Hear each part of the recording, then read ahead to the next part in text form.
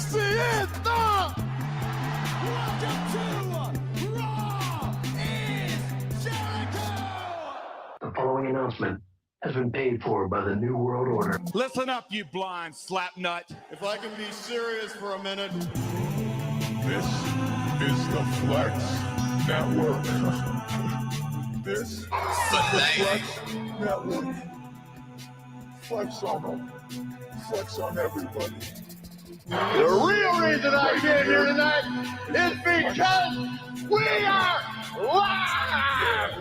We Flex are NXT.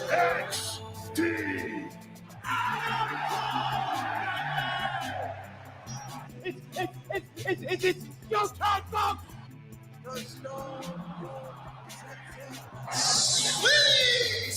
A little bit of the bubbly. The preceding announcement has been paid for by the New World Order. For life.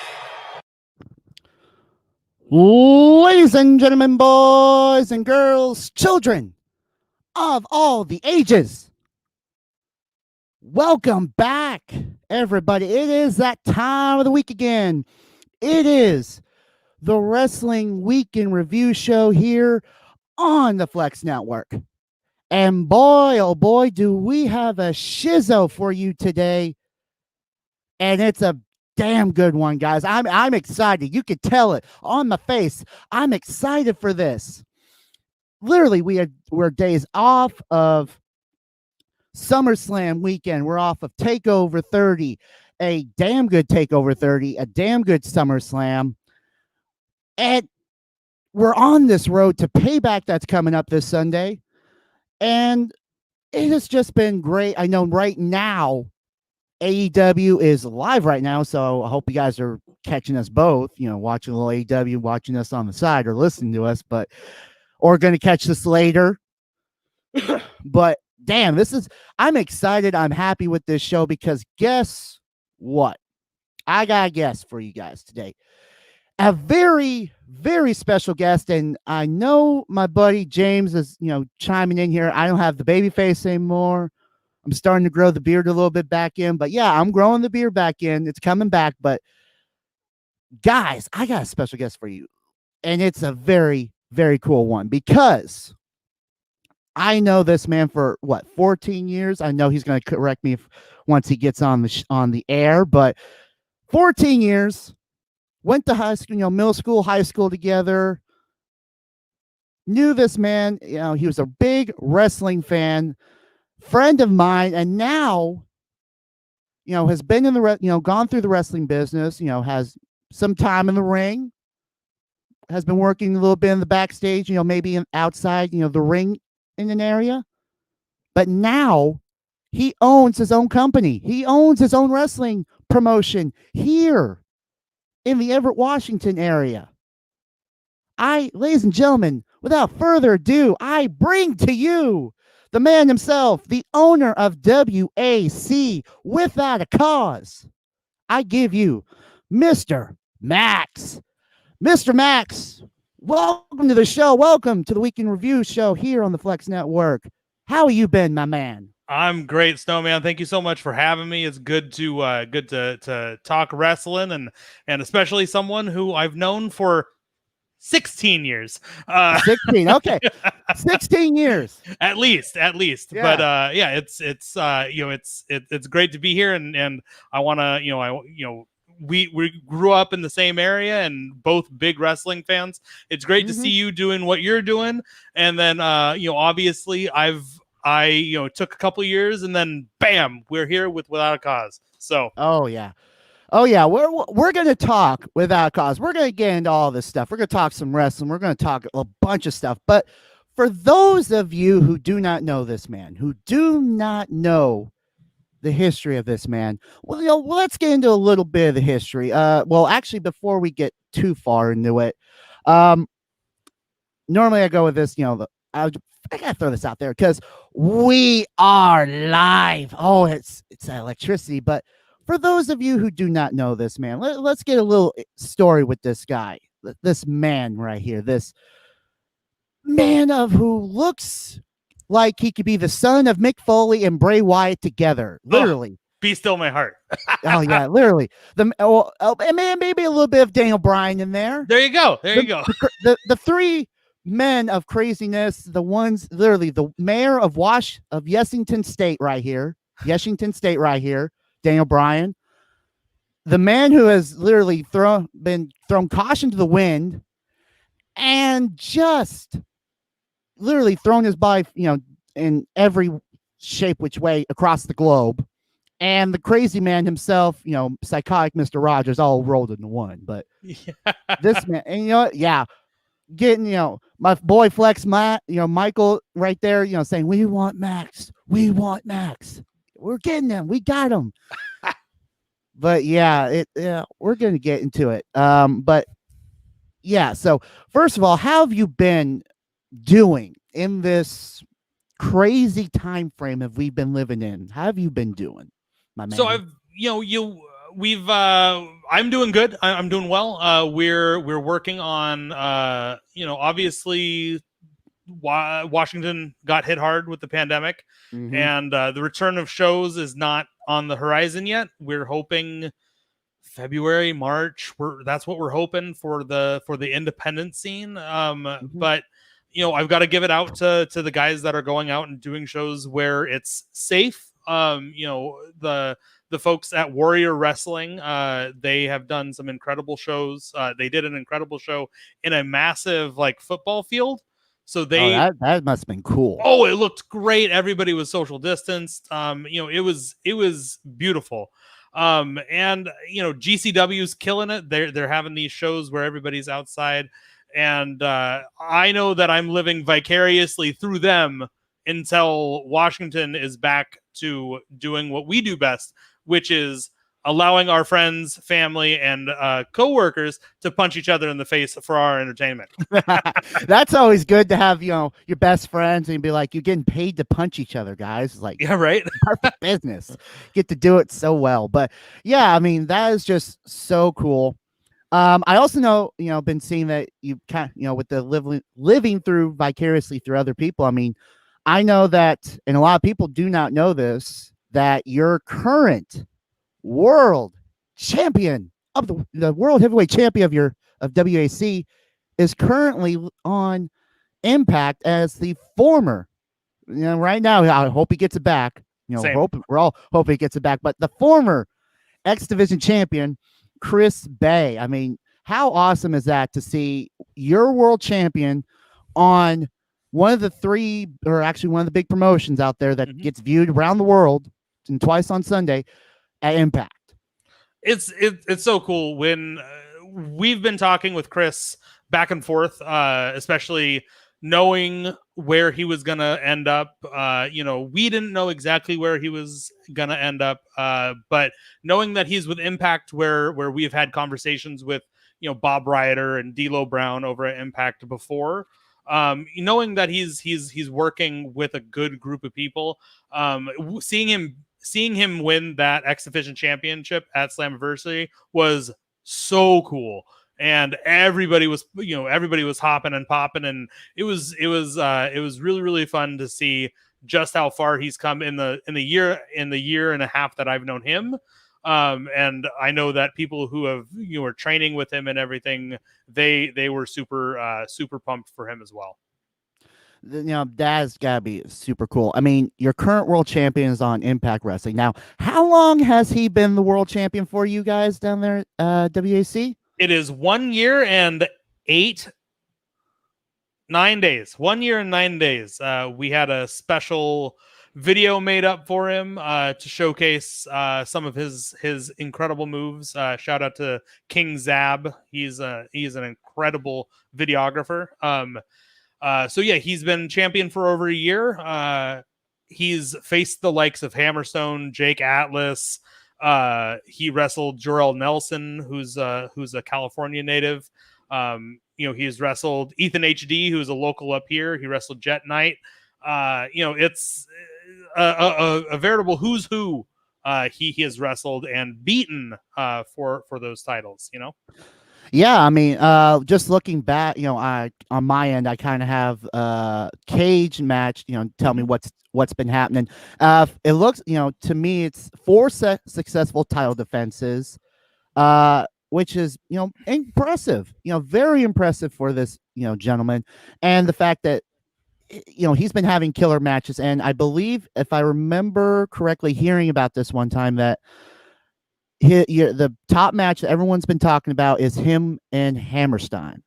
Yeah, so Chris Bay and Hammerstone, they've wrestled a couple times before. Once in FSW, once or twice in FSW, Okay. which is down in Vegas, Future Stars of Wrestling. And they've wrestled a couple of other times, but the match that they had at Without a Cause year one, back in October, it's brought up at least once a week. People are like, they're rediscovering it. We put it up on our YouTube for the 1 year anniversary of his championship crowning. And every single week and a half, somebody is like, man, this match is wild. So it's super cool. And each time, they get tagged and they retweet it and they talk about it. So it's always in the zeitgeist of wrestling. So it's really, really cool. Yeah, that is very impressive. And literally to have it done at Without a Cause year one, how much fun is that, knowing that he's now holding it a year, for a year, and your first full year into the company, he has obviously a match classic for the company.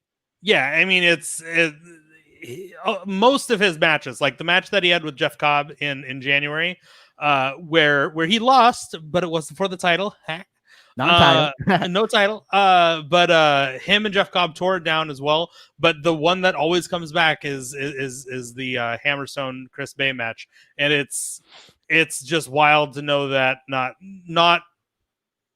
2 months before, he hadn't, he had only worked with us one time. So that is awesome. That is awesome. Okay, so we'll get back to Without a Cause, but let's get back to you as a person.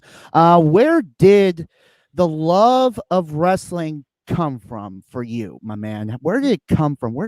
How did you get into this? Mick Foley. Mick Foley, of course. AKA Cactus Jack, AKA some dude love, and of course, Mankind.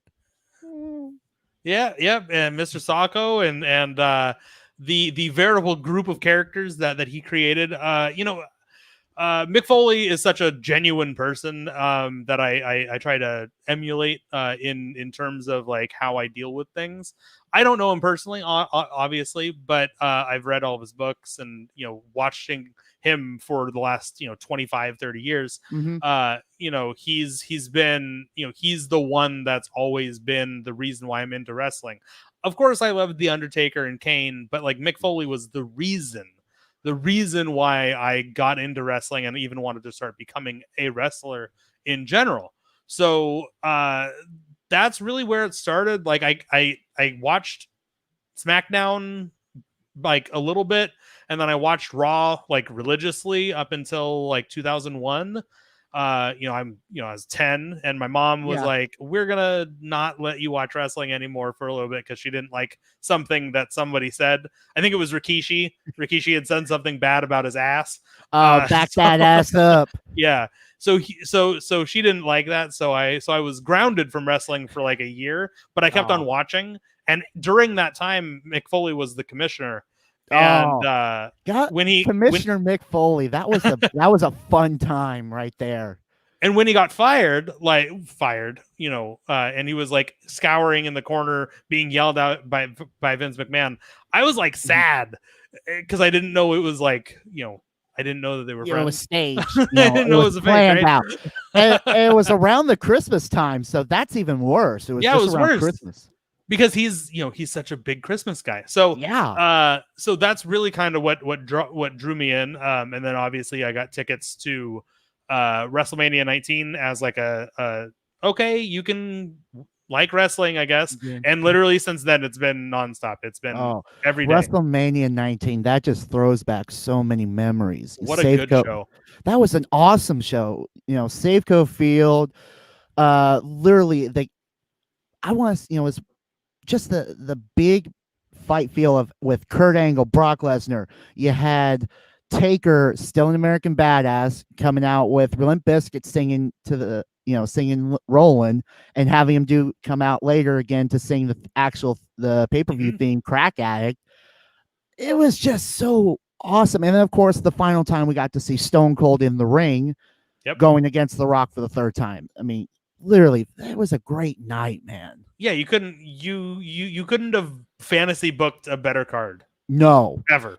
Well, I mean, you could. I mean, if it was a couple years back at 17. Right. 17 and 19 are like the top legitimately two. the top, like the two best WrestleManias outside of like WrestleMania 30, which was a great WrestleMania. Oh yeah. It was. Yeah. And we're not just saying that just because, you know, we're Daniel Bryan fans, you know. I am.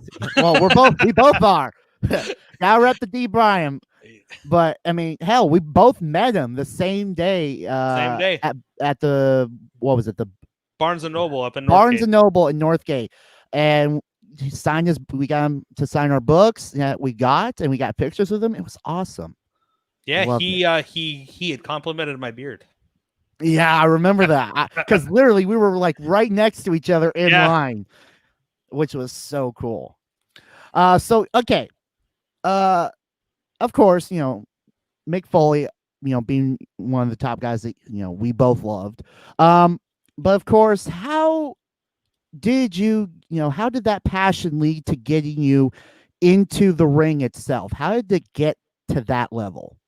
So the story of how I got in the business, as they say, is there was a show out here called or in Seattle called Project 42. And it's kind of like a quarterly, every 3 or 4 months kind of show.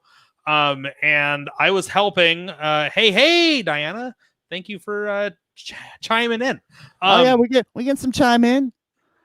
So that show came in from and I knew the promoter, and I said, hey, I would like to do ring crew. I've never done it, but I love wrestling, and you know, I would love to be a part of the business.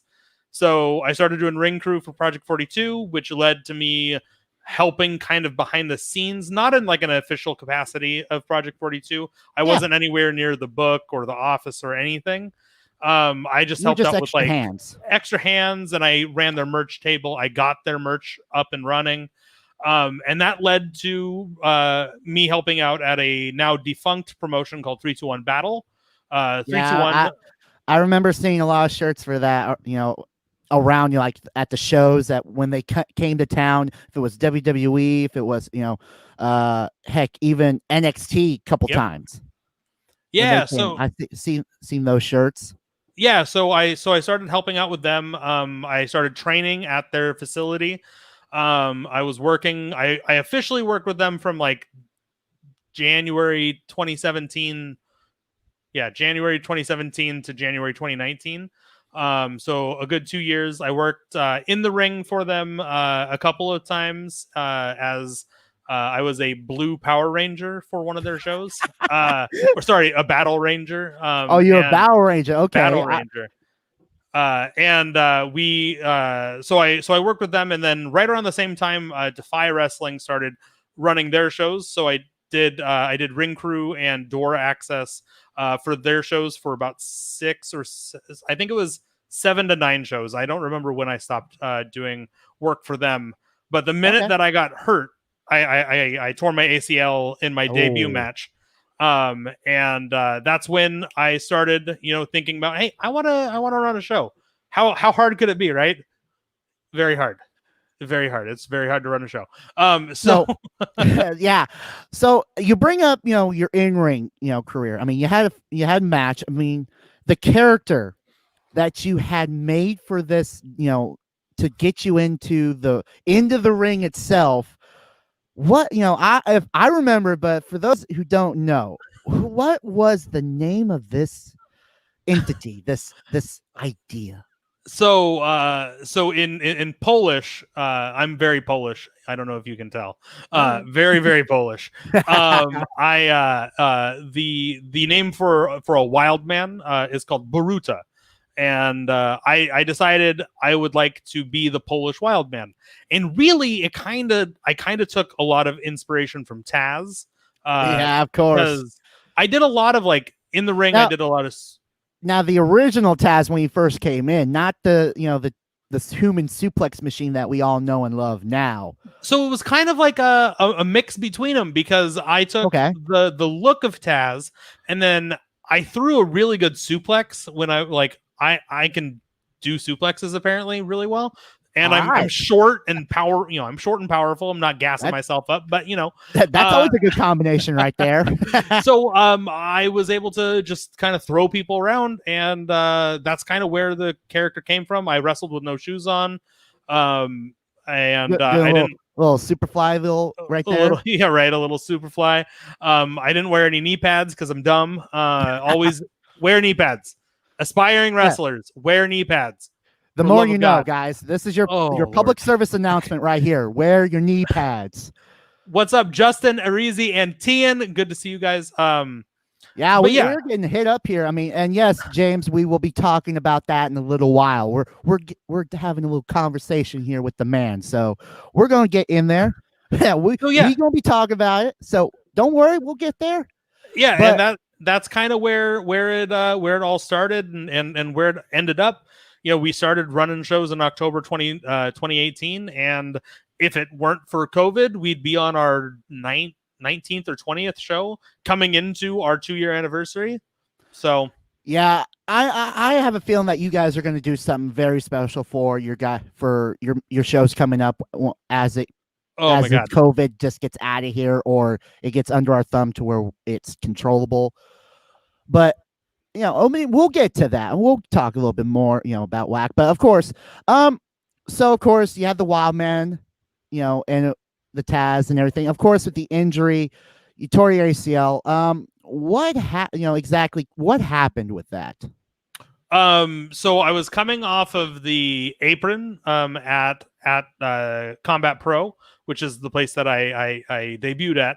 And I was coming off the apron, and somebody got in my way, a smaller person, and I'm a big dude, and I didn't want to hurt. I didn't want to hurt the person, and they were in my way, and I was in the middle of the air, so I shifted my weight to make sure that I didn't fall on them. Landed on my left foot, and I heard a pop, and the minute that it popped, I'm like, I got to get to the back, and thankfully my spot was done, so I'm like. I grabbed who I was supposed to grab, and I left. Right, I did your business and ran. Hobbled did my business, and I got I got to the back, and I'm sitting in the chair in the back, and I'm looking at my knee, and another wrestler, Cole Crazy, comes up to me. He's like, "What happened?" I'm like, "I think I tore my ACL," and he's like, "Dude." But it was so cool because after the spot that I debuted in. There was like probably 40, 50, 60 people there at the show, and everybody was chanting like, "This was awesome. That was awesome." That kind of stuff. And I'm like, that's the only thing that I really cared about. Like, I didn't get into the business to make money. I wanted to entertain people. And if that entertained people 2.5 years ago, that's good enough for me. Yeah, that I mean, it sucks what happened, tearing your ACL right there, and obviously a fluke spot, something, we're trying to prevent something from happening.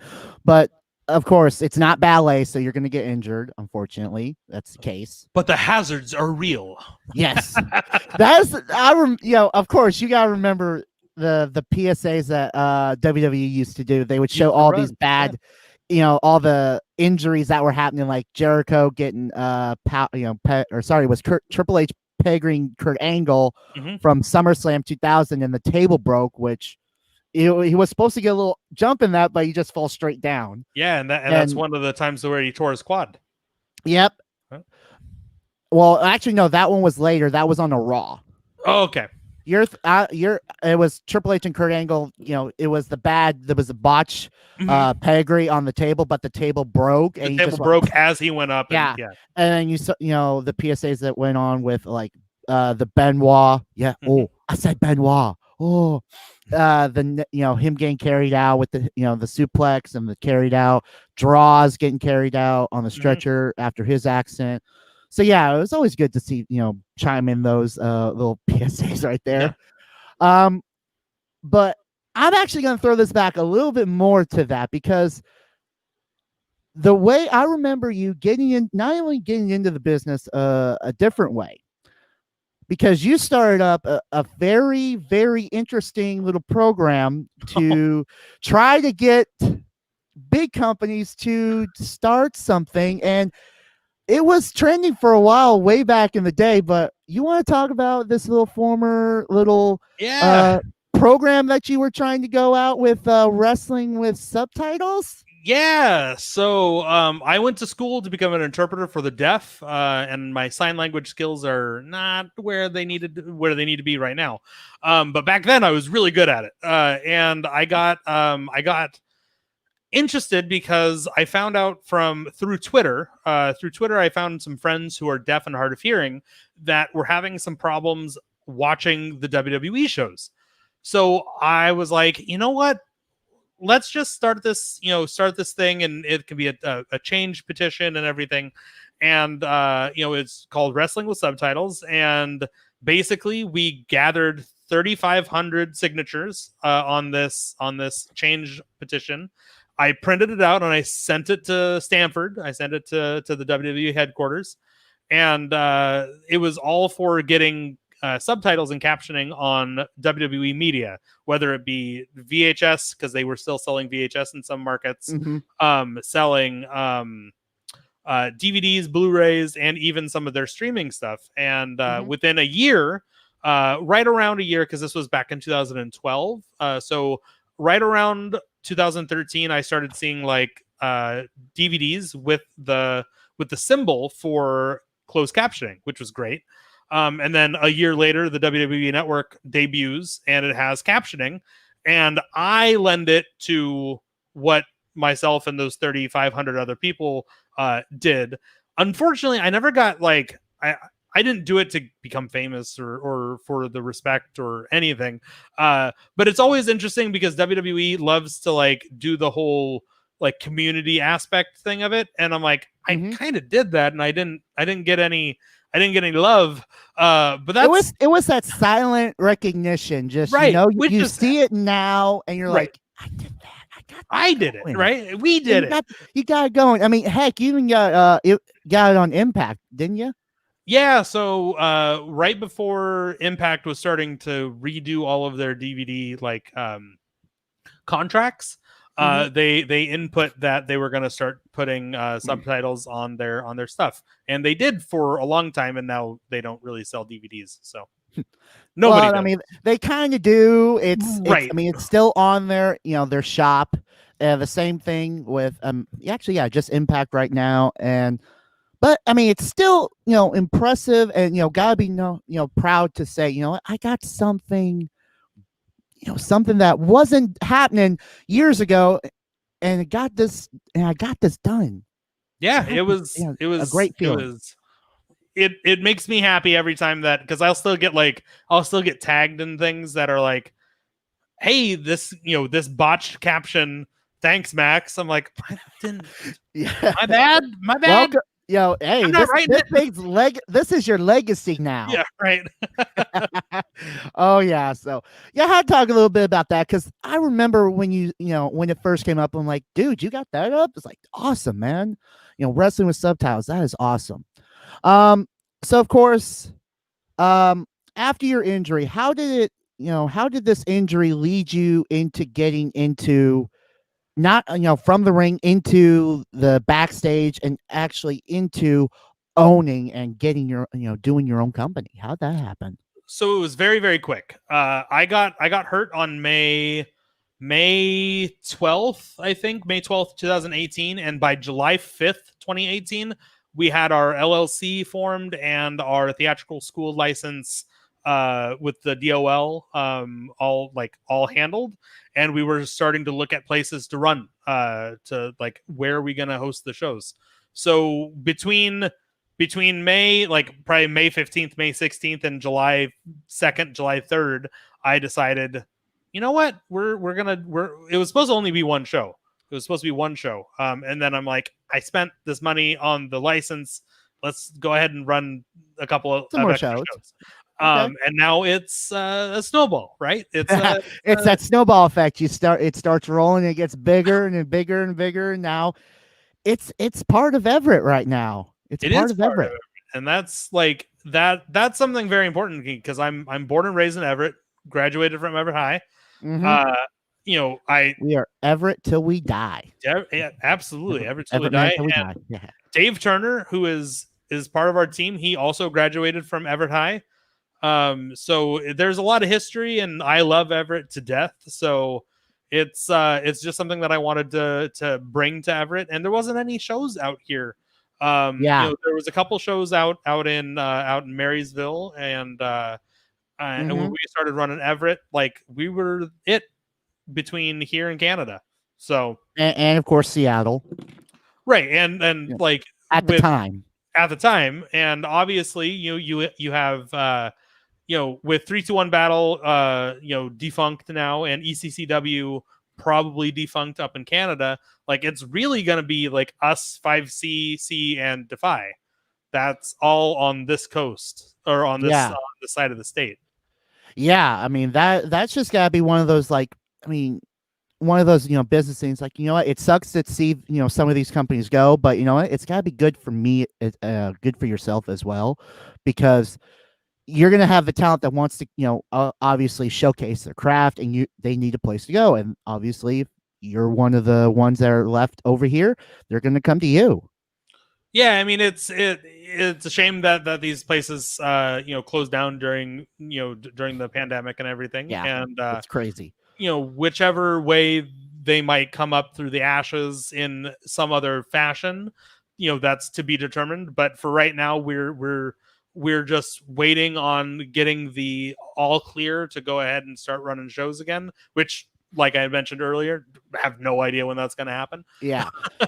Yeah, literally. I mean, I'm in the same boat with you. I mean, for working at the community college here, our sports, we're pushed all the way back. We don't start again until next year, January 1st. We don't start. So it's just been a standstill to, while we still have classes, it's all online, but athletic wise, right now we would be in, starting up with volleyball practice and, even getting some games in, and we'd be starting to go right now. Seasons would be starting for fall, but unfortunately we get to wait till January 1st. So, but let's see. So yeah.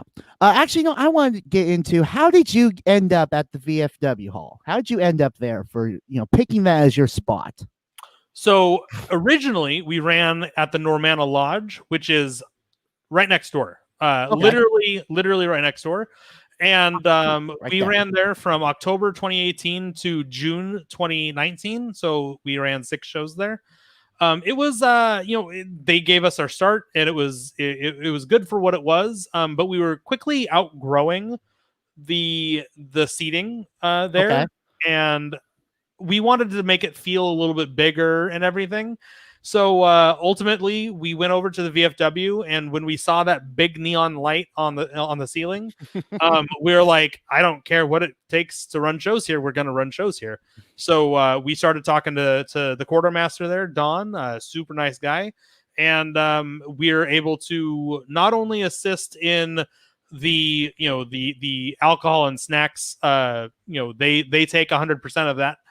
But we also donate to run the shows. So we donate, we help the VFW, and any of the money that comes in from snacks and booze comes directly to them. So it's helpful for the VFW. And we had 2 weeks between, we had 3 weeks between June and July's show last year. Mm-hmm. And we switched halfway between those 3 weeks. And we're like, okay, well, we've got to learn how to redo everything, because they have chairs there, but we had to get them up from the basement. So that's a monthly trek, right? But little workout every week, every time. But yeah, it's just, it looks so much better on video. And originally the Normanna, we were going for like a Reseda PWG vibe, and it just didn't click, and that's fine. once we hit July and in the new venue, it was a night and day. Like the shows were just 100 times better. That is awesome. I mean, heck, you even have one of your logos as part of that neon light above you, which is so cool. Yeah, shout out to James Vanderbeek on Twitter. He creates a lot of our logos and everything, and he also does a ton of on-screen work for us. He's a good dude. That is awesome. So again, do you actually, you know what? So with the booking, with getting all this talent in, do you happen to get like relationships with all these people, or is it just just a business aspect for you? So here's one of the things that people like in wrestling will say is like, if you show that you care too much, you're considered like a mark, which everybody in the wrestling world knows what mark means. Mhm. But I've always been of the opinion that if treating somebody better and spending an extra 10 or 15 bucks or whatever makes their stay here a little bit better, then I'm going to do it regardless of if I'm losing that 10 or $15 or not. I don't really care. So I do have, I do have friends that have come to the shows and have become part of the part of the shows and have come in for the events. Chris Bay and I are, I would consider Chris Bay a friend. Jeff Cobb is a friend. Those, and it's not like it's not like hey, come over and hang out, because they're obviously in Vegas. But but if I was in Vegas, I'm sure that if I wanted to be like, hey, let's go grab a beer, I'm sure that it would happen. But yeah. In general, I try to keep it as professional as possible. Unless it's somebody that unless it's somebody that we've worked with several times, or that I know outside of Without a Cause. That's what happened with Jeff Cobb. I knew Cobb outside of WAC, and then once we started WAC, I'm like, we're gonna bring you in. We just have to wait on your Ring of Honor contract to be different. Yeah. So yeah, that's always, how's it working with sorry, let me clarify this. How does it how you guys work around like the contracts, these like Chris Bay, he's currently working in Impact. You've had I just have a couple names off here. You've had Shotzi Blackheart, currently NXT. You've had Sammy Garva, who's over at AEW. Thunder Rosa, the current NWA Women's Champion. You've even had Eddie Edwards, the current Impact World Champion, come on down for a stop. It's like, how do you work with their contracts to get them here? So initially, I kind of contact them via like DM on Twitter or Instagram, and be like, hey, what's the deal with getting you out for a show? So we lay out like what we kind of want to do, because typically we try to book about 3 or 4 months in advance. And we reach out to people and we like, is this something that you'd be able to do? And then if they have alternative pathways that you have to do or you have to go through, then we go through those. But in general, we've been very lucky with people. Back in October for our 1 year show, we had Jessica Havoc. She was supposed to be on our show. And then 2 days before the show, Impact called her and said, we have to have you for a show that day. Okay. And then I talked to Bob Ryder and D'Lo at Impact, and I'm like, this is, obviously this is a problem, because you are pulling a talent that we've already paid airfare and everything for. Mm-hmm. But they were incredible. They called me back within probably 2 hours of the initial pulling, and they were apologetic up and down. And that's how we got Eddie Edwards. They sent Eddie Edwards to us in November in lieu of Jessica Havoc, and I think that it was a great trade. Yeah, I mean that is a great trade. You got a former Impact World Champion, current Impact World Champion, multi-time tag team champion in various promotions, Ring of Honor and Impact, and just someone around the world. I mean, also awesome. Shockingly big. Like, he doesn't come across like he comes across on TV like big, but standing next to him and like meeting him and shaking his hand, he's a big dude, and it's wild because some of these people you're like, are you really you? And then some of the people you're like, damn, like Yeah. you're massive. So Yeah. So, of course, with being, in the independent scene and, obviously keeping your eyes on, what's going on in independent scene, do you still watch the big promotions? Do you still watch them as a fan, or do you feel, watch it in a different light now? So I watch for the things that I have people I'm involved with in.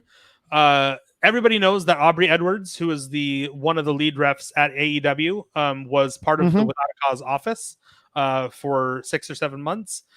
She's a good friend of ours, and so sometimes I'll tune in on AEW to see a match that I'm interested in that I know that she's reffing. I tuned in for Heather Monroe, showing up on AEW. I watch NXT I've watched NXT over the last few months to watch Shotzi or Joaquin Wilde because we've had them on our shows, and it's I don't watch it religiously anymore. Like I don't have like an alarm to say, hey, you need to go watch Raw, but I know what's going on. Right. I kind of know what's going on a little bit, but in general, I'm watching a lot more IWTV and independent wrestling, just because that's the world that I'm in. And ultimately, when they get to the higher ups, I can't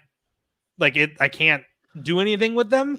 Yeah. And especially like guys that were never like Jericho or like the super names, the big ones. Like we're never gonna have them on our show. So I'll watch it just for just watch it for fun. But I do watch some of the pay-per-views if people are having like get-togethers or whatnot. I'll still host like a WrestleMania party or a Royal Rumble party or a All Out party, that kind of thing. Oh yeah. I mean, it's still, nice, just to keep an eye on, like what's going on in the world of wrestling, just to see, how things have been changing, especially, with the COVID and everyone, transitioning to trying to have fans again after spending so much time without fans. And ladies and gentlemen, boys and girls, children of all ages, the man himself, the godfather of Flex Network, Flex Matt, is in the building. Welcome, man. I finished a little early, and I wanted to come on with my brothers here. Max, how you doing? I'm good, man. How are you? Hey, I'm doing great. Snow, did you get to my part where did you tell Max what my favorite part about WAC was? I was about to get there. Well, let me tell you. Take it away, my man. Let me take it, SnowMan. Listen, I want to tell all the viewers out there what is something that I just love about WAC, and I think that it's very unique, and I think that I appreciate so much that you and the company that you're a part of that are all now friends and family to me, it seems like, geez. And what I love is that first and foremost, it seems to me that it's a family-friendly environment. Yes, there may be some children that don't like Steve Miggs. Okay, definitely we'll get that. But the fact that I can take my daughter on a Sunday afternoon to go watch Chris Bay and other local favorites, Steve Miggs, guys I don't like per se, just the gimmicks. I mean, I love them in person. But Max, I just want to say, brother, I really love that WAC is a family-friendly show, and that's one of my personal favorites. Well, thank you, man. We try real hard. So what was the decision in that? Because it seems like, it's very easy to say, hey, we can turn this into a party, and that's a fun show for sure. But we also want to make sure that the kids are entertained. And so, no, I didn't mean to mention Miggs. Okay. Gosh, see, what am I doing here? But yeah, tell me about the decision to make sure that WAC was a family-friendly show. So Initially, we knew that the other shows in town were a little bit more DIY, a little bit more punk, especially in 3-2-1 battle. That is definitely like more of a party atmosphere. And we were like, I'm not that guy. I'm a 50-year-old trapped in a 29-year-old body. So I like to be in bed on show nights by like 10 p.m., which is super nice. But it's not it's never been a thing to me to be a party guy. And then Defy at Washington Hall, they're typically 21 and over shows. And I know a lot of people, especially up north, that want to do stuff with their kids on a Sunday afternoon. And I'm like, we're going to do it. And then sometimes, we had planned on running a couple Saturday shows just to see how it went, to see if there's any change in the crowd and all that. And then obviously, the world decided to halt to a grinding stop. Grinding. But it wasn't like a conscious effort, but we were like, we're going to shy away from the extra weird and like the super indie. We're going to be kind of somewhere in between, because we've had weird people on the shows, and we've had like the super indie kind of events and matches for sure. But it really wasn't a conscious effort. And hello to Jameson, I miss you guys very much. Man, you can see that comment before the crowd can. Jeez, that's a behind the veil thing here that you just just released. And then I got to get out of here, so I just want to come in and say hi. But real quick, have we gotten into Chris Bay at all? Yeah, we talked a little. I mean, so let me hit this real quick. So I would like to give kudos to Without a Cause, and you especially, because me being I'm not a hardcore fan, and I get that. And maybe if you were a hardcore fan, you might have seen Chris Bay coming long time ago, maybe not. But I would say the second that I saw him coming, I was just enamored by him. The second I saw him at WAC, the fact that you guys believed in him and put the strap on him, and now look at where he is. And right? And my favorite saying that Chris Bay has put out is like, man, he's actually missing out on so much money right now because of COVID. Because I mean, I would say right now, outside of COVID, he'd be the next. I mean, geez, the sky would be the limit for this guy. And I would say WAC was one of the very first, and in his local area. But geez, he only wears so many belts, and Without a Cause is definitely one on his way. So talk to me a little bit. It's the nicest one, right? It is the most nicest. I always love white belts too. That's the thing. I love the white belt. But yeah, talk a little bit more about when you knew that Chris Bay would be Without a Cause's longest reigning champion.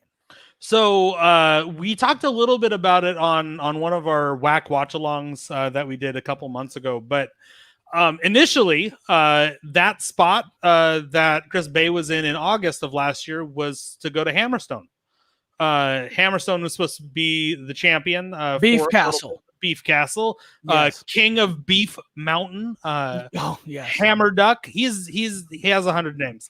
I'd be friendliest guy you'll ever meet in your life. Super nice. Also big as a mountain. He's so thick. He's a thick biscuit, that one. We all love thick biscuits. Thick biscuits. So, but we knew that we wanted to bring Chris Bay in for the title. No matter what, we just didn't know on the timeline. We wanted to get the Chase James era off of the out of here once we moved into the new venue. Not anything against him, but it was time for a change, and we decided Hammerstone, and he was on the poster, and then he's like, I going to Japan. I'm sorry, so I'm like, go to Japan, make that money. We brought in Chris Bay, and initially it was I think it was supposed to be like Hammerstone was going to have it for like 3 or 4 months, and then Bay was going to take it in the new year, right? But we were going to bring in Bay a few times to get him acclimated to the crowd because he had only been here once. And then the minute that I talked to him, I'm like, Chris, I think we're going to do like a 3-month run with you, and we'll see where it goes. and that was a year and a month ago. So Yes. 13, 14 months ago, and look where we are now. Yes.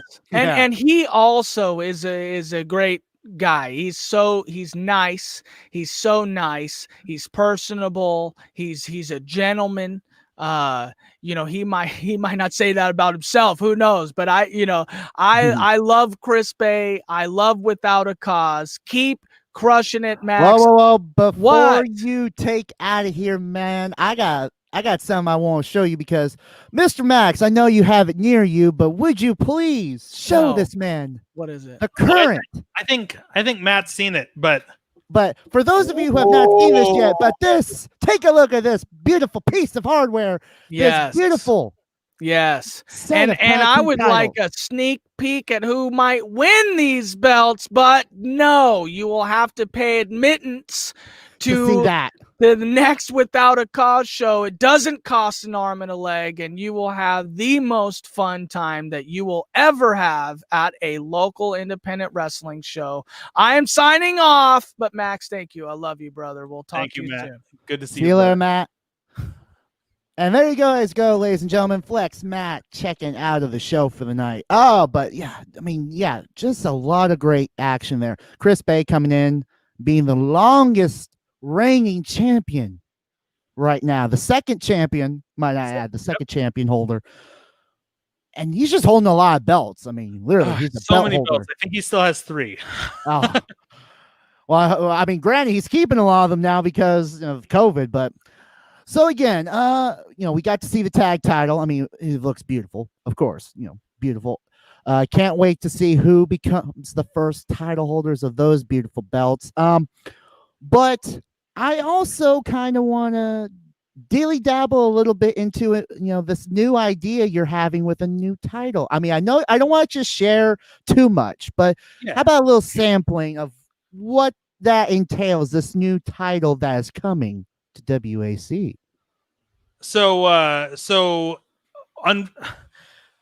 We were supposed to have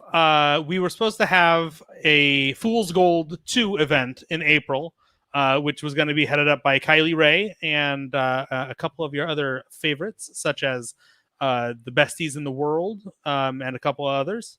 They were a tag team, and we were going to have our Fool's Gold 2 match, which is kind of like a gimmick match. It's a hardcore kind of affair. But it was going to be for a new title called the Stallions belt. And it's done. It's completed. But we don't have any finished pictures of it. We're waiting on a color change.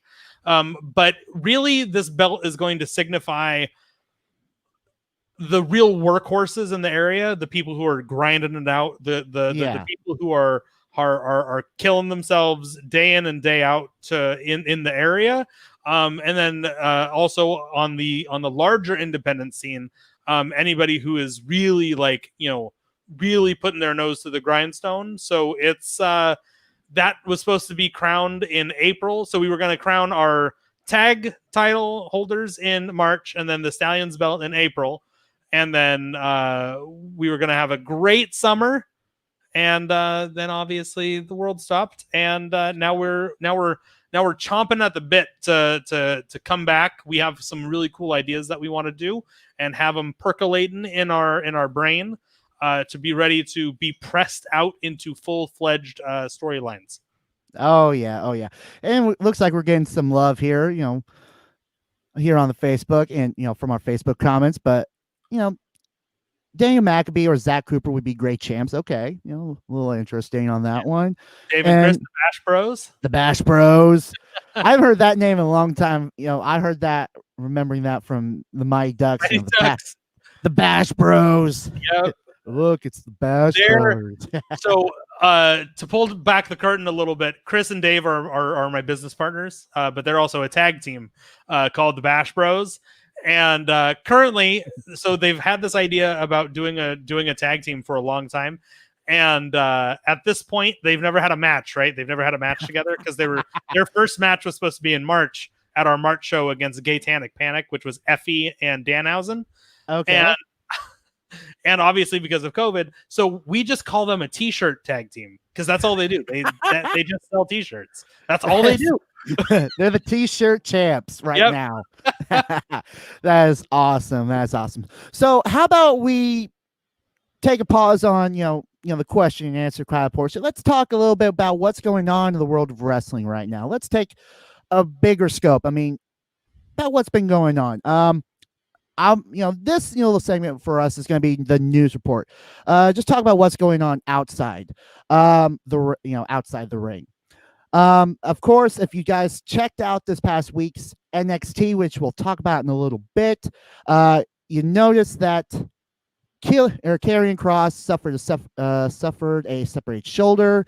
He is going to be out for a unknown time, and he had to surrender the NXT championship. So that sucks for him. I mean, granted, he held on to the belt for a couple of days, and he had a hell of a good match at TakeOver 30, TakeOver 30, and we'll talk about that, what happened at TakeOver in a little bit. Of course, if you saw SummerSlam, Roman Reigns is back, and he came back in a big way, spearing the hell out of the Fiend, spearing the hell out of Braun after the title match, and it was just chaos between all these three, so much that this coming Sunday, literally, we're days out of SummerSlam and we're days ahead, away from Payback, that we're going to have ourselves a triple threat, no holds barred match for the Universal title at Payback between Roman, Braun, and the Fiend for the Universal title. How crazy is that? It's definitely wild. I'm a big Bray Wyatt fan. I think that we know that. You can see it. And I've loved Bray Wyatt since he debuted. I actually did like a transcription of his very first promo when he debuted. I did like a caption for a video for it. Obviously me being the subtitle guy, but so big fan of him. Not a big fan of Braun SnowMan, Braun Strowman. Braun Strowman. Not a huge fan of his, but that's different strokes for different folks. And then Roman Reigns, I can take or leave if they don't have the same issue that they did a couple of years ago. I'm happy with it. But once again, it's the big company. They're gonna do whatever they want to do. I am interested to see what they're going to do with the Fiend if they make him lose, which I assume is going to happen.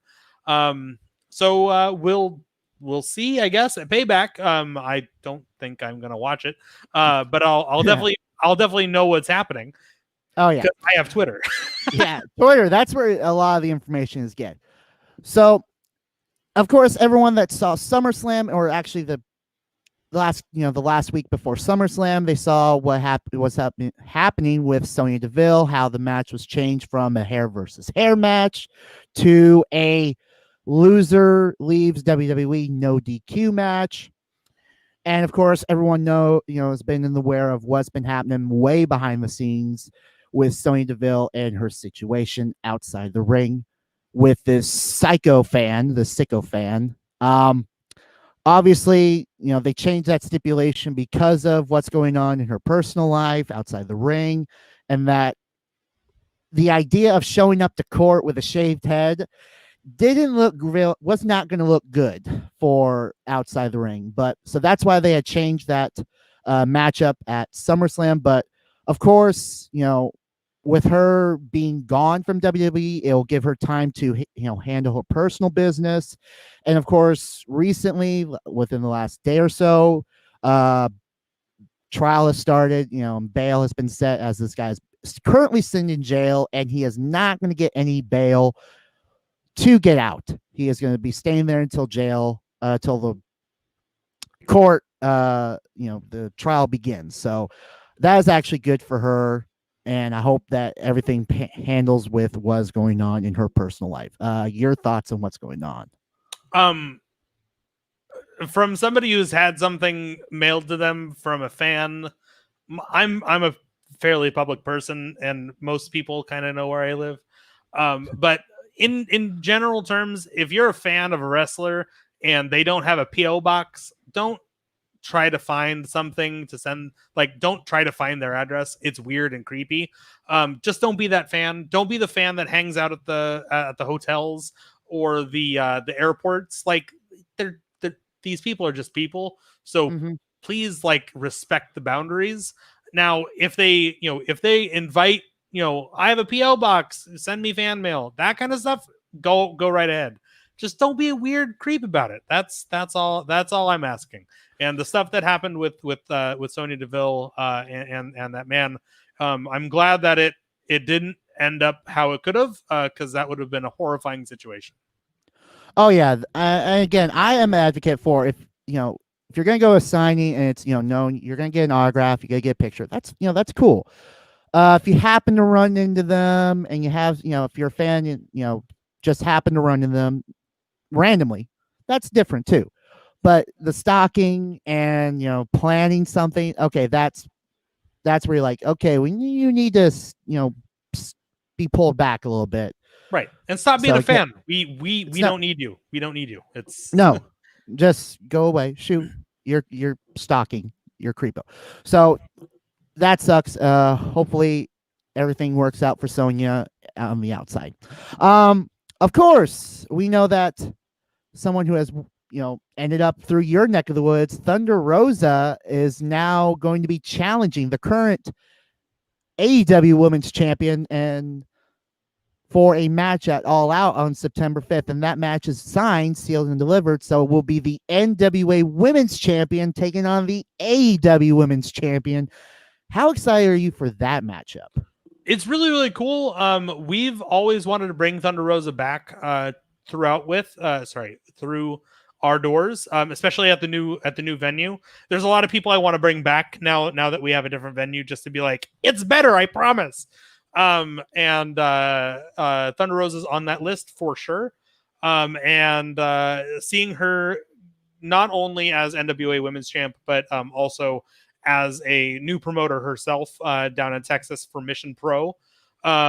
She's got a lot of hats on right now, and she was nothing but the sweetest person I've ever, like, one of the nicest people I've worked with, especially being brand new, like not doing anything like this before. Working with her was a real gem back in October 2018. That's awesome. That's cool. So what we're also hearing is that Samoa Joe is now going to be, getting behind the mic in a different way, as he will be voicing, a voice in a video game that's coming up in 2022. He'll be voicing King Shark in the new Suicide Squad game. So how cool is that? You get to hear Samoa Joe being King Shark. Man, that's so cool. I'm really looking forward to the game. Obviously, I think it should be very good. And I always like when developers pluck people that you might not even think about. Oh yeah, maybe, like, you don't think about Samoa Joe being a voice actor, but if he wants to do it, go do it. The worst. Oh yeah. He can't be bad at it. He's a wrestler, so he talks on the mic all the time. So, yeah, I'm very excited. Oh yeah.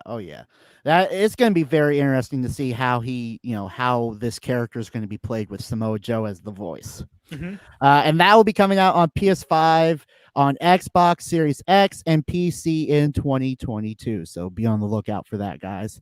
And then, of course, if you saw Monday Night Raw this past week, you saw that Keith Lee made his appearance. He got the call up to Monday Night Raw, but there was a little bit something different with Mr. Keith Lee. His entrance theme got changed, and apparently we're hearing is that the group CFO, $, is no longer with the music, WWE Music Group, and they have disbanded. So they were dropped in, by WWE May of last year, and then because of their contract, agreement that they had with their former, partner, whatever, they got a bad deal out of this. So WWE is currently asking, their superstars who have themes from CFO to, change them out, and get new ones, I mean, we'll get you new ones, but there are some that hate hate the alternates that they're that we're coming up with, and that Keith Lee will probably get new ones, in the near future. But what is your thoughts on with everything with this whole issue with?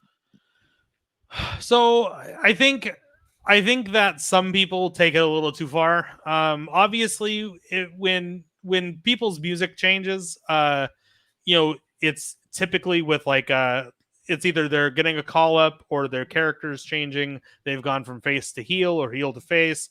They're part of a tag team. There's usually a reason for music change. They added a new thing to their entrance gimmick, whatever it is. And it doesn't bother me, honestly. I remember hearing the Stone Cold Disturbed version, and I hated it. I love that one. Couldn't stand it. Just give me Cactus Jack had great music, and then for whatever reason, well, I know the reason. They lost the rights to the music. The music used to go bow bow bow bow bow bow bow. Oh yeah.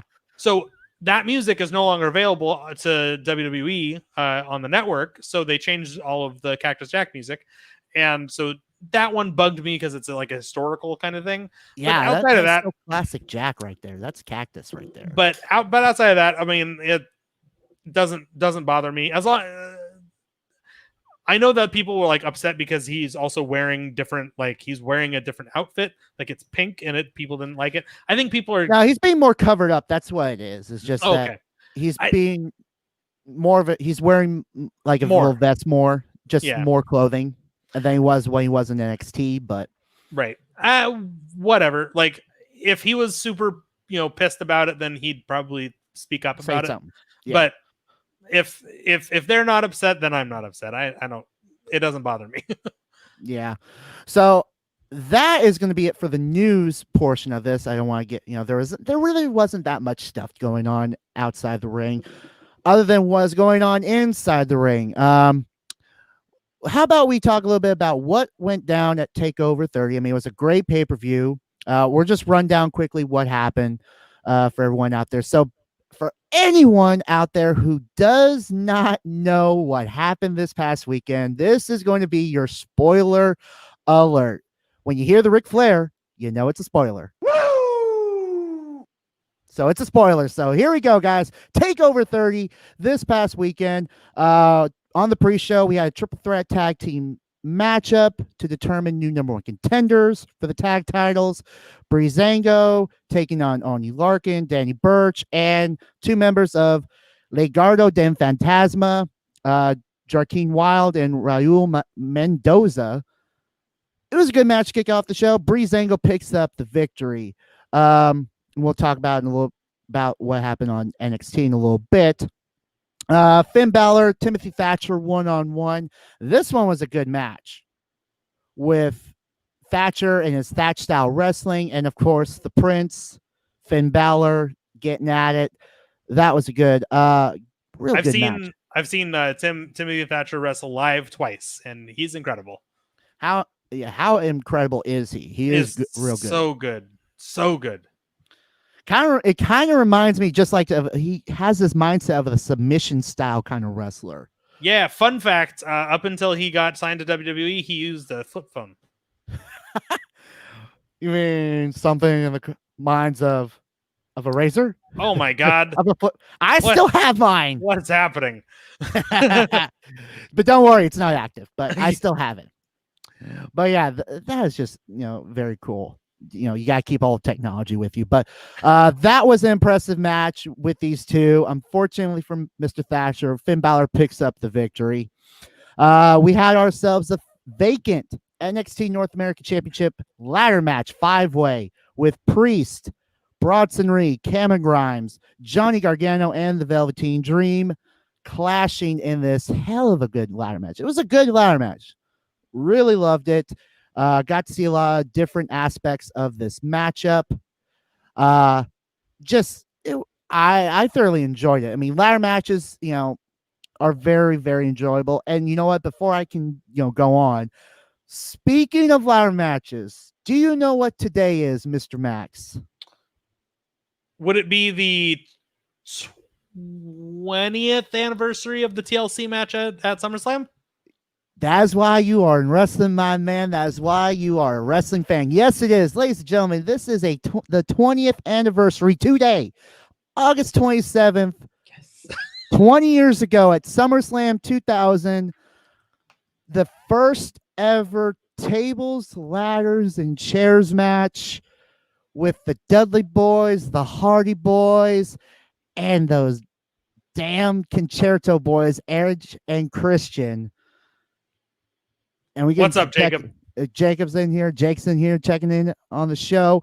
But yes, 20 years ago, we had the first ever tables, ladders, and chairs match at SummerSlam for those WWF Tag Team titles. That was a classic match. Classic match. Loved it. It was awesome. I hope you guys go on check out SummerSlam 2000. It was a great pay-per-view event right there. And of course, we've already talked a little bit about it earlier in the show with the botched pedigree on the table. But it was still a good matchup. Good card top to bottom, including Shane McMahon falling like a ton of bricks from this, from the scaffold, or sorry, from the Titantron. Yeah, Steve Blackman, the lethal weapon. Yep, with that kendo stick to the back of the head. His and music was so good, man. Oh yeah, I mean, yeah, it was yeah, Lethal Weapon. Steve Blackman's theme was also a pay-per-view. Actually, was Bad Blood's pay-per-view for that bad for the Buried Alive match. Yep. No, the Hell in a Cell match. Yeah, Hell in a Cell match. Yeah, the Hell in a Cell match at In Your House, Bad Blood. That was nice little contrast right there to use dual themes right there. Obviously we want some questions and answers. How you been, buddy? Dude, living the life and just trying to get back in the ring, man. Figuratively and professionally trying and to literally, literally, with this damn pandemic. So yeah, Damian Priest, who I swear to God, he's kind of built like Kevin Nash, but moves like Scott Hall. He's kind of the outsiders combined to me, which is so cool. He is your new North American champion this past Saturday at TakeOver. And then, of course, one-on-one, Pat McAfee taking on Adam Cole, baby. Literally, that oh, yeah, and boom. I mean, literally, it was a boom right there, because just to see how Pat McAfee handled himself in the ring. I mean, literally flipping off the top rope, looking at Adam Cole like, yeah, I just did that. Hop back up, suplex him off the top rope. That was incredible. I love that. That was an incredible match. Even the dive out to the outside, that was awesome. I mean, Pat McAfee handled himself well in that. Props to him for never having like a match on TV before. That was literally I heard it was very good. Yeah, literally a 2-week, or 2-3 week training just to get ready for that match. And just as like coming in here, the ladder match was great. Not super excited about Damian Priest getting the push, but yeah, he's earned it. I mean, literally, I believe he has earned the push. With his recent matchups and feuds right there, he's been pulling it. But of course, Pat McAfee killing it. Fortunately for him, he did not get the victory as Adam Cole ends up victorious. Women's title on the line. Io Shirai, Dakota Kai. And I keep saying this every week. The matches that the women are having raise the bar down at NXT. They are killing it on the black and gold brand. They are just killing it. How have you been feeling about the women?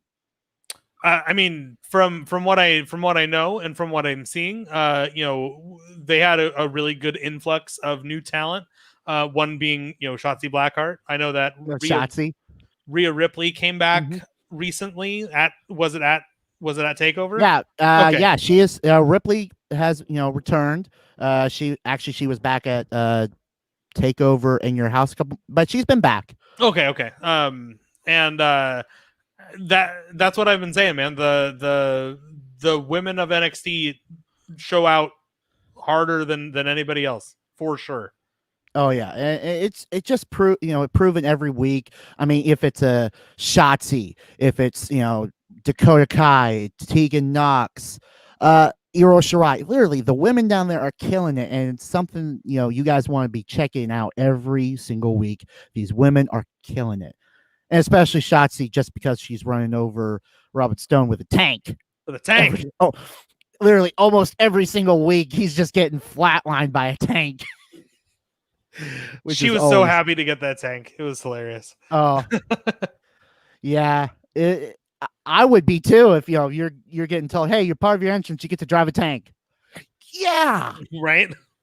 And on off chance you get to run over someone's leg, you're like, sweet. Done. Every day. I do it every day. And I get paid for it. It's like sweet. Iro Shirai retains the title. And it set up a great intrigue for everyone to see Raquel Gonzalez take on the former champion, Rhea Ripley. That one is a shut up and take my money right now. We want to see that match right there. The Battle of the Bulls right there. That should be a hell of a good match coming up. What do you think about that? I mean, I love Rhea Ripley. I think that she has a really good style and a really good look. Put her in the ring against anybody, and it's going to be a good match. Oh yeah, and then of course main event heavyweight champion, the NXT World Title on the line. Karrion Kross, Keith Lee. We've already kind of talked a little bit about it. It was a hell of a good match. Really good match. Unfortunately, Kross picks up the victory along with an injury, and he's your new NXT champion for a couple of days. And that was TakeOver 30. I mean, and not a damn good way, it was a damn good way to, kick off SummerSlam weekend with TakeOver 30 and the theme Moth into the Flame by Metallica. That is a killer track, man. That is a hell of a track. I mean, I feel like WWE, at least the last little while, they've been on NXT side, they've been killing it with these themes for the pay-per-views. I've always been a fan of, even if it's WWE, they do some good, music, for the pay-per-views, and NXT's just been killing it. Yeah, 100%. Oh yeah. SummerSlam this past Sunday was awesome too. We'll quickly just run down through it. Apollo Crews is still U.S. champ. Profits are still your tag team champions. They retained against Andrade and Angel Garza. Mandy Rose, of course, we already said this a little bit ago, defeated Sonya Deville. Sonya Deville's gone from WWE for the time being. Hopefully we'll see her again. And a hell of a damn good street fight. Seth Rollins takes on Dominic Mysterio, and that one was very impressive for one Dominic Mysterio. The side rush and leg sweep off the second rope with the Singapore cane to Seth Rollins, that was just crazy. Yeah, I saw a gif of it. Yeah, it was good. It was really good. You didn't really feel like it was going to be like, oh, they're actually going to do that. Like, and then all of a sudden you see like, oh, damn, that was good. Yeah, they got to show out, right? Oh yeah, they got to show out. I mean, for this first match in the ring for WWE, and you're going in a street fight against Seth Rollins, and you're doing that, right? Just very impressive, man. Like just The Rock, that's very good. That gif right there. Unfortunately, Seth picks up the victory, and Dominic does not get the victory in his first match. In one of her two matches for women's championship gold, Asuka goes against Bayley. Unfortunately, thanks to Sasha taking the bullet for her best friend, Bayley does retain the SmackDown women's title. But however, later in the night, for the Raw women's title, Sasha doesn't get that same love from Bayley as she loses her Raw women's title. I have been feeling like for the last little while that the seeds were starting to get planted a long time ago that we're going to see a Banks versus Bayley at SummerSlam. Didn't get that. But I feel like after this past Sunday and, leading up to it. Now we're getting the seeds firmly planted for Bailey Banks return. Survivor Series. That's a Survivor Series match. 100%. Yeah, that is a Survivor Series right there. It's a big 4 match. Mm-hmm. I just don't know how they're going to be able to top their NXT rivalry when, from Brooklyn and Right. Respect. That's just going to be something that they're going to have. I feel like they're going to have a tough time doing, but unless they're really going to give them the spotlight at Survivor Series, it should be a good one. Hopefully. Yeah, I mean, they have a great track record. Oh, yeah. And then, of course, your two big main events of the night. WWE Championship.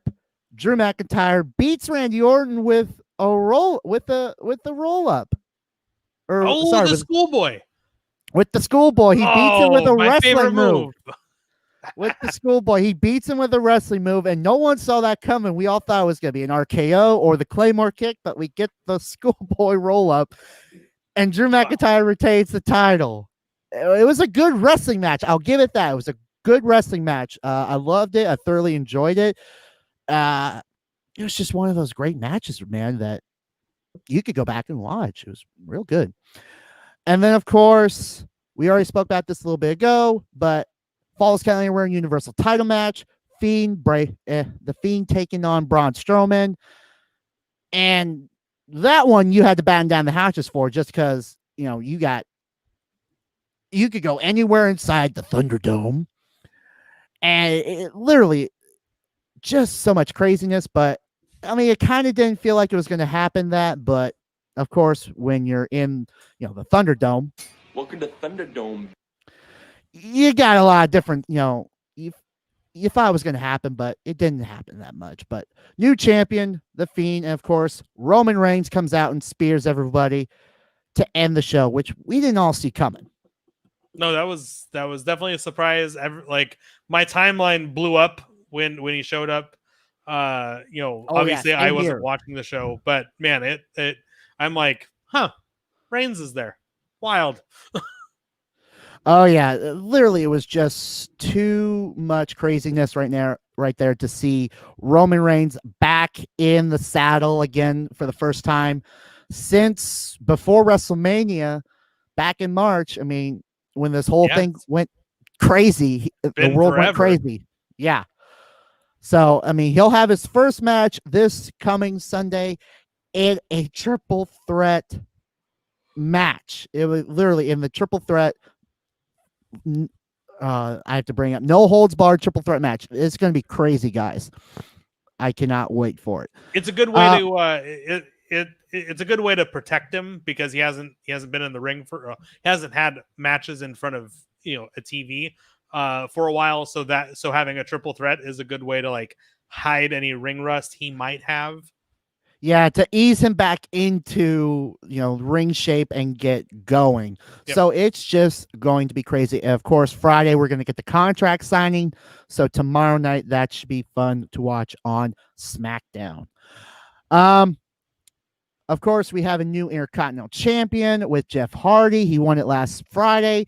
That was awesome to see. How are your thoughts? Your thoughts on Jeff Hardy winning the Intercontinental Championship again from AJ Styles? Oh, not a fan. I think AJ Styles should be champion forever.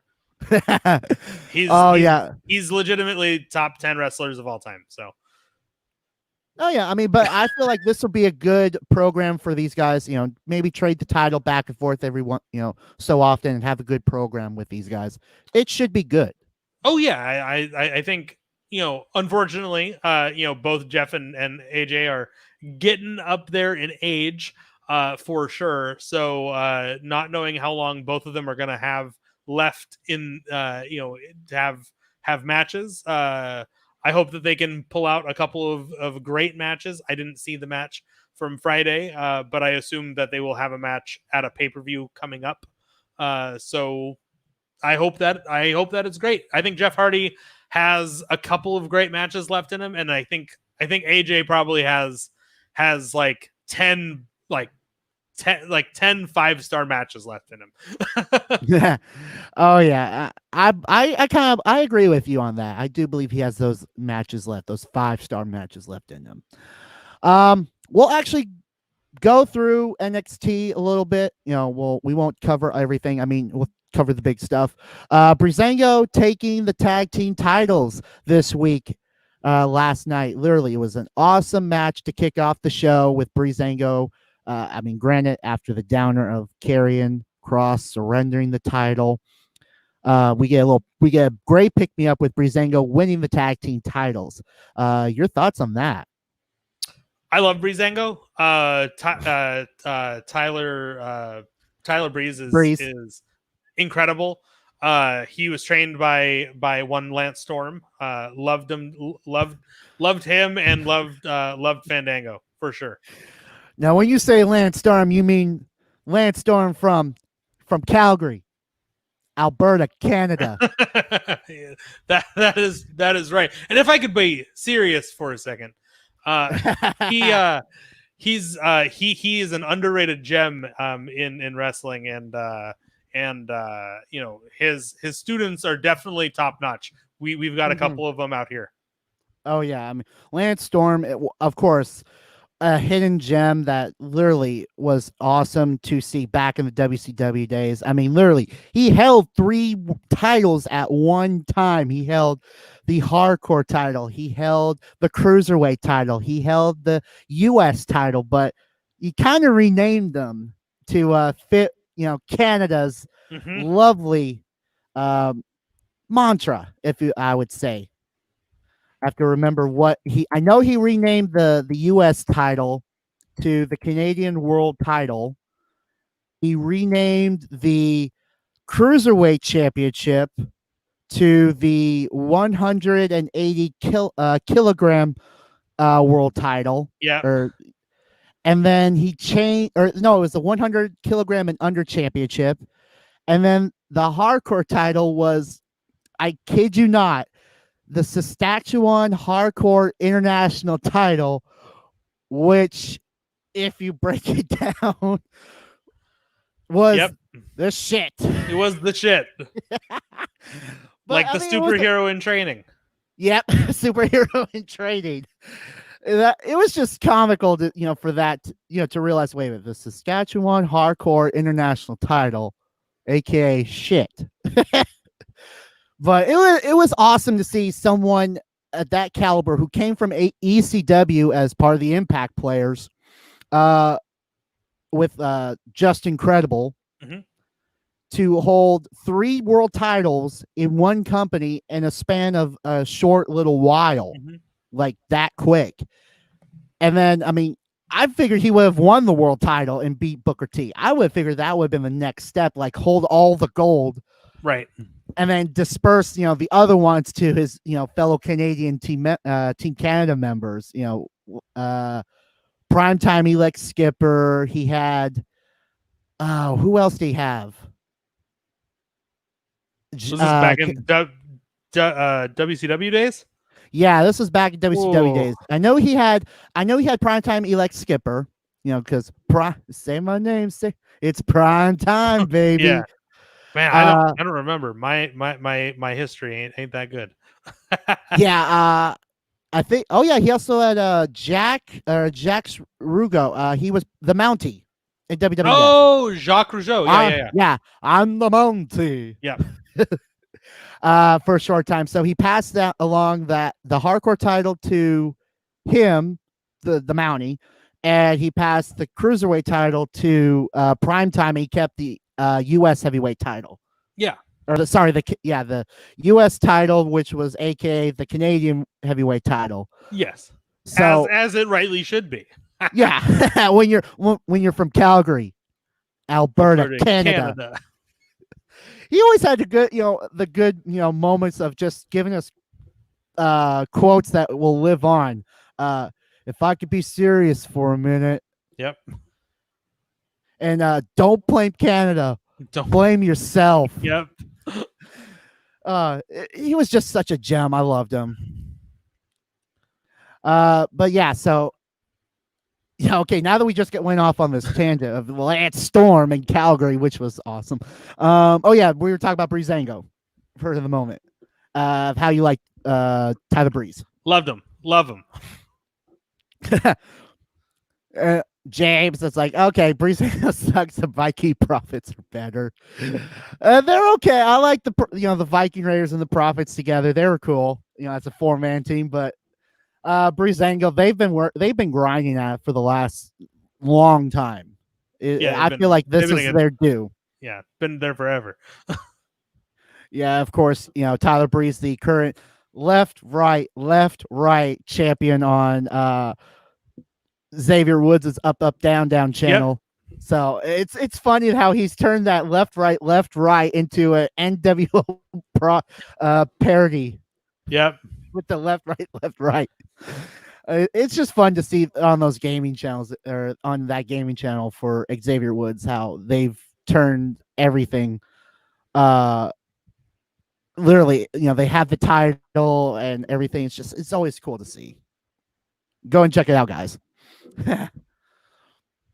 Let's see. Of course, the big main event match, or the big main event that was made for next Tuesday, because NHL is going to be taking over Wednesday this coming week, September 3rd.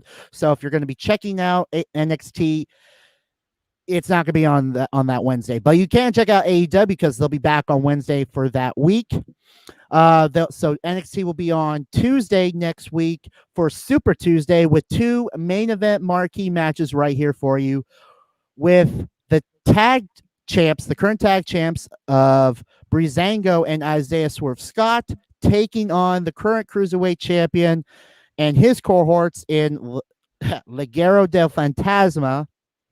If I said it right, if I said it wrong, I'm sorry. Literally, I'm not the best, I cannot say the international names the best way. Like, I can't even do New Japan Pro Wrestler names correctly. It's like literally horrible. It's just so bad. But yeah, 6-man tag match next week, and it's going to be a street fight. So that will get you guys interested for Super Tuesday on NXT.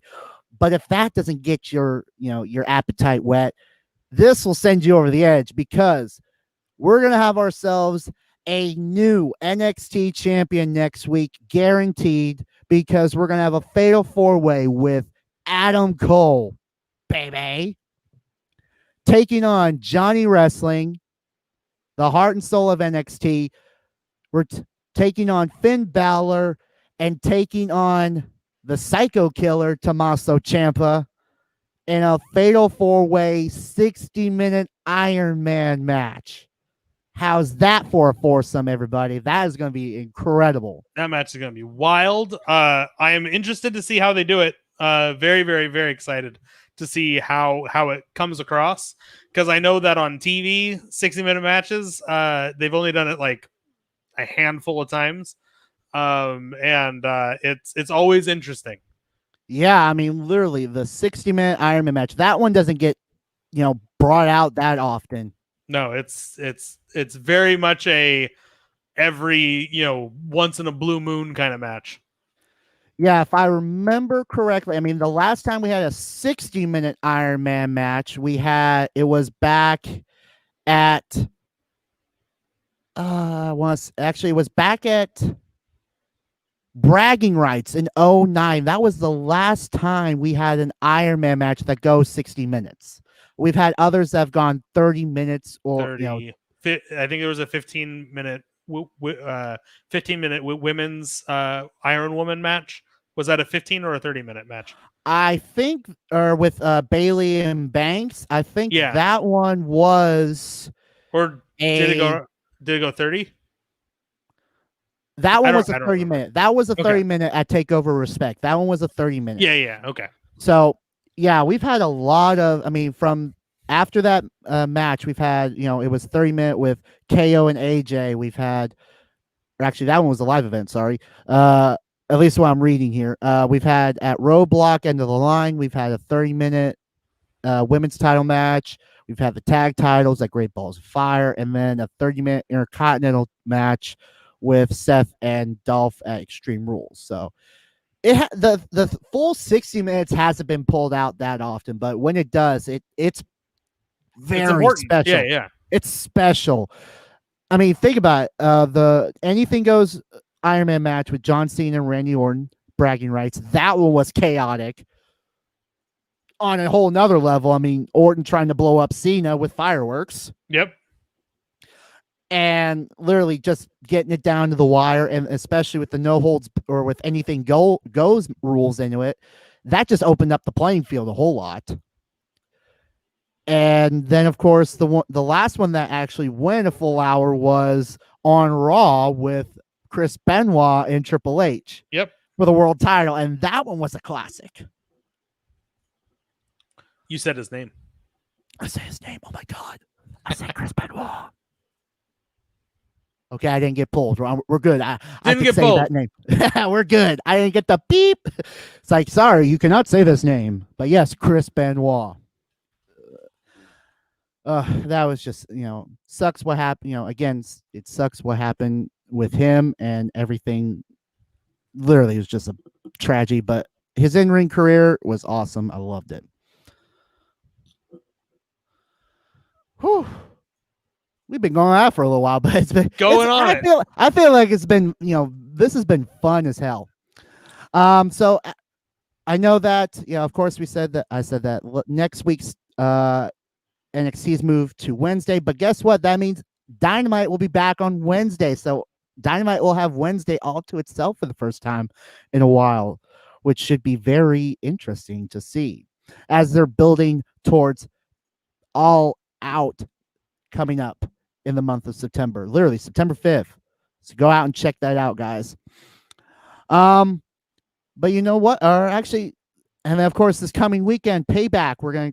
I'll quickly go through that for everyone. What we currently know, we'll probably find out more this coming Friday. So tomorrow we'll probably find out more matches for the Payback show. But we know that the women's tag team titles are on the line. Bayley and Sasha will defend against the unlikely tag team duo of Shayna Baszler and Nia Jax. How's that for a crazy combo right there? Yeah, I mean it's definitely putting two separate, two odd bedfellows together for a tag team. So interesting to see how that all shakes out. Yeah, I mean, I don't even know if we're going to be able to see two belts. Sorry, I can't even say it. Dos Belts Bailey gone, or if the Golden Role Models are going to keep their tag titles, or if they're going to somehow squeak by this unlikely duo. It should be a very good match at Payback. Apollo Crews will take on Bobby Lashley for the newly minted U.S. title. What are your thoughts on that new U.S. championship? Not a fan. I like the old one. And you know what? I agree with you 100%. I love that title, that old U.S. title. The old school WCW-esque title. Yep. Yeah, I love that one. I mean, because literally that was the belt that Eddie Guerrero won the first night it was brought out. And you got John Cena holding that belt before turning into the spinner belt for a little while. That belt is just so clean and classic. Classic, yeah. It's classy right there. It's a classy belt. It was beautifully designed. But if they would have kept that font or that belt right there, but just took out the sides and make them like interchangeable like they do now, we would have all been okay with that. Yeah. I feel like. Of course, the triple threat, no holds barred universal title match will be going on. Fiend taking on Braun and taking on Roman Reigns this Sunday. And then, of course, Keith Lee will make his pay-per-view debut on the main roster. I still keep calling it the main roster, but I mean, literally all three brands are like the same now. But Keith Lee will take on Randy Orton one-on-one, and that is Payback. For now, we'll figure out what the rest of the pay-per-view is going to be looking like tomorrow night on SmackDown. But we'll talk about All Out next week on the show. We'll talk about what happened this past week on AEW, because it's been going on right now. Yeah, I think it's actually about to go on a little bit ago here on the West Coast. But I think that is how we're gonna, get everybody situated for the week. I actually want to thank Max, but before we close out the show, before we leave out and shut this whole thing down, I want to know what is next for Max. What is next on the horizon for WAC without a cause? Man, when we're back to running, we have a couple of really cool ideas that we want to pump into the Everett scene. We've got some really cool match, like not match types, but matchups ideas that we want to bring up. And really, it's just we want to partner out. We might be having a show with FSW, the Future Stars of Wrestling, out in Vegas at some point in 2021. But man, I just want wrestling to be back. And I know that you had asked me a question, but I popped over to Twitter for a second, and I did see that we lost another good one. Bullet Bob Armstrong passed away a couple of minutes ago. It's coming out. So big ups to Bullet Bob Armstrong and the Armstrong family. They're a big wrestling family, obviously. So much love goes out to them. Yeah, rest in peace, Bullet Bob. I mean, I remember seeing him in TNA with his son. Yep. Of course, the Road Dogg, Jesse James, teaming up for a shot to tag titles. That was awesome. And then, of course, I want to say his brother is a ref, Brad Armstrong, if I remember correctly. Yep. Yeah, Brad Armstrong's a ref with WWF or WWE right now. So they are literally, their lineage is living right now in the Road Dogg and Brian. It's just sad to say that. Yep. But long, rest in peace, Bullet Bob. Good long life. But that's really it. I just want to get back to wrestling and continue the momentum that we had going into the spring of 2020. Obviously, didn't happen. But we're gonna knock it out of the park the minute that we can start doing shows again. We're gonna start doing it. You guys are just like sitting at that starting light, like, when can we get the green? Can we get the green, please? Yeah, we want to go. I'm inching, I'm in it, and I'm inching, and then I see all the cars coming. I'm like, okay, I'm gonna go back a little bit. But yeah, you're literally waiting for to take your foot off the brake and hit that gas and go full speed. Yes, sir. And of course, Mama Snow chiming in here. We want the Demon Finn back. It's like, yeah, a lot of people want Demon Finn back. He was cool. Loved him. It was awesome to say. And hold on one second. Say that again. I'm supposed to yell at you to answer the question. Of course. Of when hope we want Demon. What question it is? Probably will Demon Finn ever come back? Or I think I'm just told to come and yell at you. Thank you. Thank you for the chime in. I think we'll definitely see Demon Finn again. I think it's just one of those things where it's a sometimes food rather than an always food. Yeah, I mean he kept pulling it out like for granted NXT it was kind of like every so often, and then when he got to the main roster it was like the big shows or for like a big fight feel. So it's a rare occasion, but with right now where he is in NXT, I think the Demon is kind of just stewing and waiting for a good moment to come back, which Agreed. would be awesome. So, but that is going to be it for us here today. Gotta do a little house cleaning, stuff with getting some stuff out there. Max, where can they find you at on the scope of following you? So let me see if I can do this right. I think. Right there, you moved it. Okay, so Max Wrestling WA. You can follow me literally everywhere. It is Twitter, Twitch, Instagram, and on Facebook. It's just Max Zaleski. If you want to add me, I'm a wrestling fan, and I Mhm. add everybody. Without a Cause is Without a Cause WA, the same, literally the same kind of Without a Cause WA for Washington. It is on Facebook, Twitter, and Instagram. And we also have a YouTube that has a lot of matches up online as well. But go support independent wrestling when you can. I'm ingrained in it. That's my lifeblood right now. So definitely go and support those independent wrestlers that you love. You never know who's going to show up on the big leagues. Oh yeah, or heck, we might even get some few stars of the past to come back down because I mean, heck, you've had if I remember correctly, you've had Super Crazy come Super on crazy. through. Yep.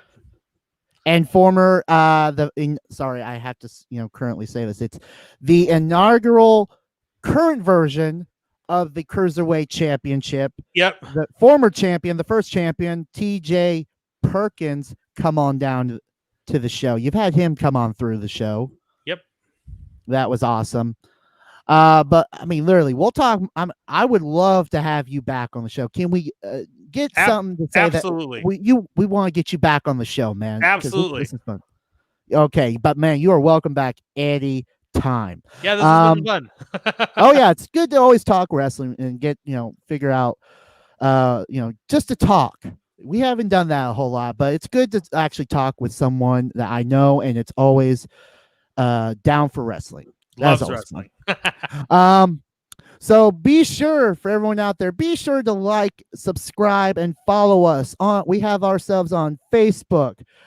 We're on Twitter, literally down here on the ticker down here.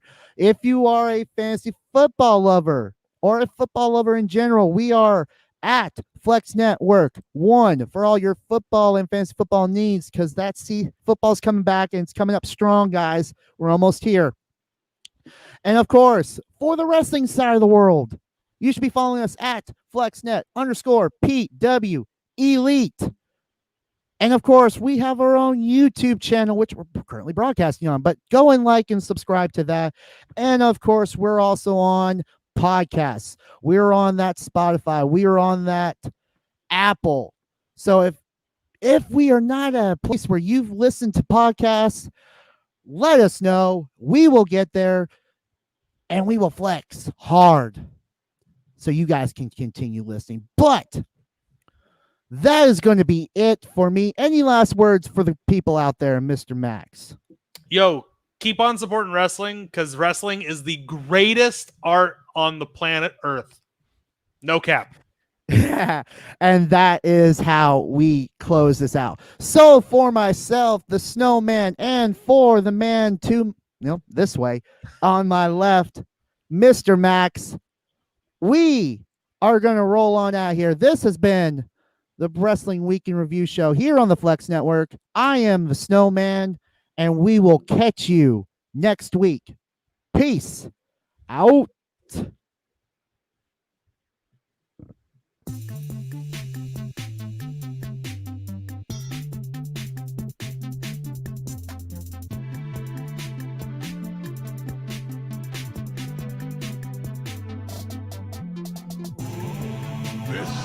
This is the Flex Network. This is the Flex Network. Flex on them. Flex on everybody. This right here is the Flex Network. Yeah. Flex on the G. Flex.